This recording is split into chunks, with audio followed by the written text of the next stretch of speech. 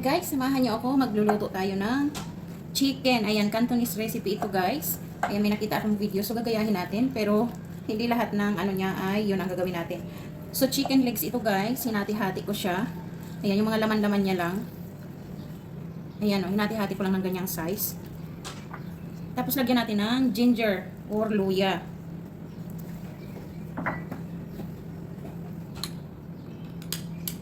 One teaspoon onion powder. 1 tablespoon corn flour or cornstarch. Light soy sauce. 1/3 cup of light soy sauce.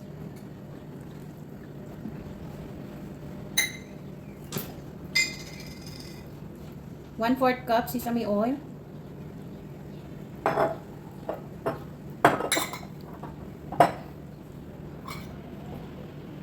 Ayan, lagyan natin siya ng white wine. 1/3 cup din. 1/4 pala guys. Ayan, so imamarinate natin siya.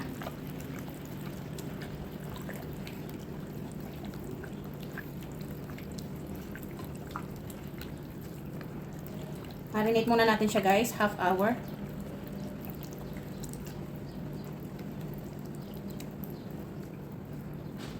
Ayan, set aside natin.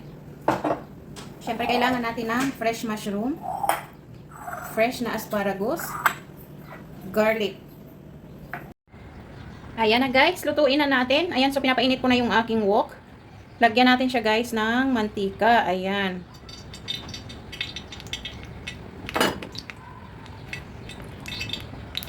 Ayan guys, habang pinapainit natin yung ating oil, ito naman yung ating na-marinate na chicken. Ayan, so mag-start na tayo guys. Ayan, ilagay natin yung garlic.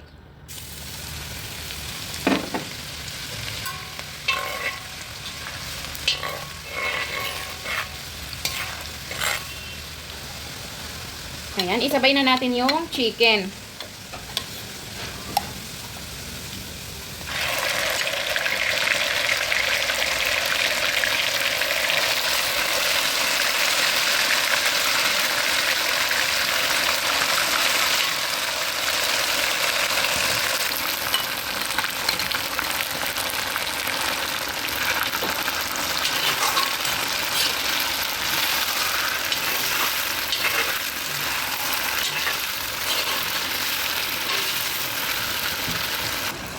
Ayan, hayaan muna natin na mag-brown yung ilalim niya guys. Saka natin baliktarin. Ayan guys, tingnan natin.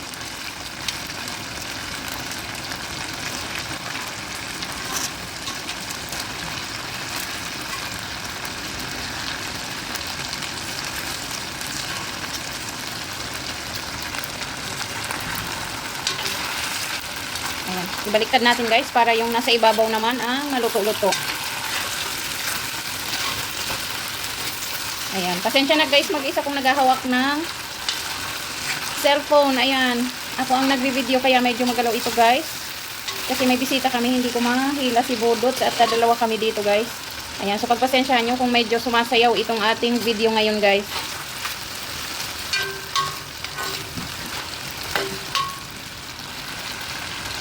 Ayan, maglalagay tayo ng 1 teaspoon ng chili garlic guys. Kahit may garlic na yan, pero masarap kasi na may konti siyang anghang. Ayan, so maglalagay tayo. Siyempre, konti lang naman yung nilagay ko guys, kasi may mga bata na kakain. Ayan, hindi naman na sila sobrang bata. Medyo nagdadalaga at binata na guys, kaya carry na nila ito.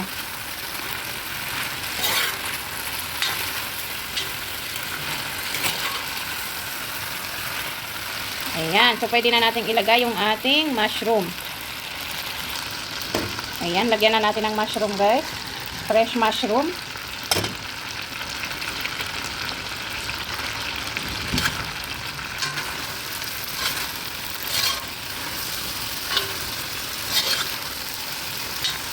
Ayan, sana masarap ito guys. Cantonese recipe daw ito. Ayan, so ito try natin kung magustuhan sila ng ating mga alaga.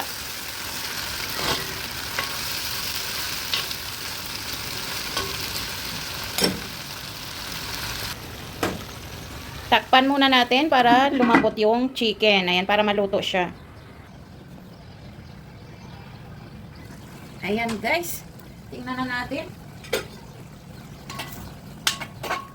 Ayan guys, nagkusa siyang mag-sauce oh. Tapos, dadagdagan pa natin siya ng sauce. Ayan, yung kanyang timpla talaga guys.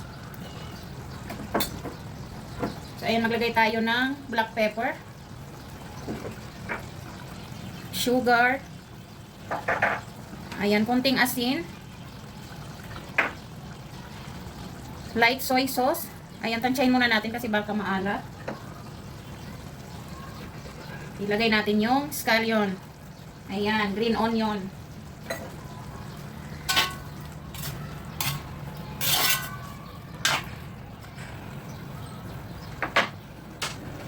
Chicken stock. Ayan, dadagdagan natin yung sauce guys kasi para lumambot ng gusto yung chicken.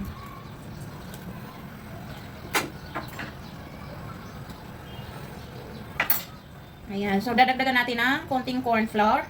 Ayan, syempre inano ko na siya sa tubig guys. Tinunaw ko na siya.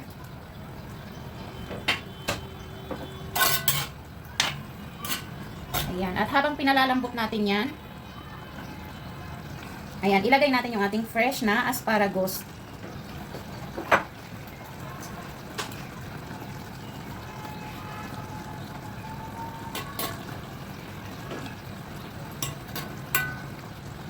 Ayan, takpan uli natin para maluto yung chicken at yung asparagus guys. Ayan guys, okay na to.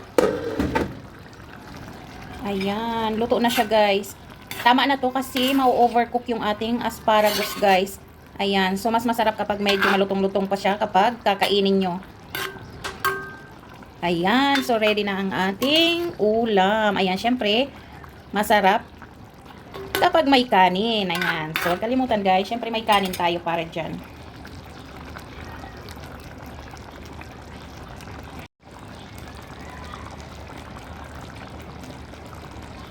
Ayan guys, mag-separate na tayo ng para sa aking alaga.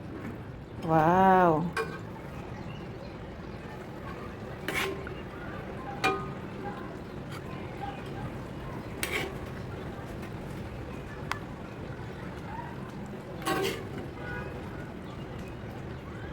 Ayan, syempre lagyan natin ng asparagus.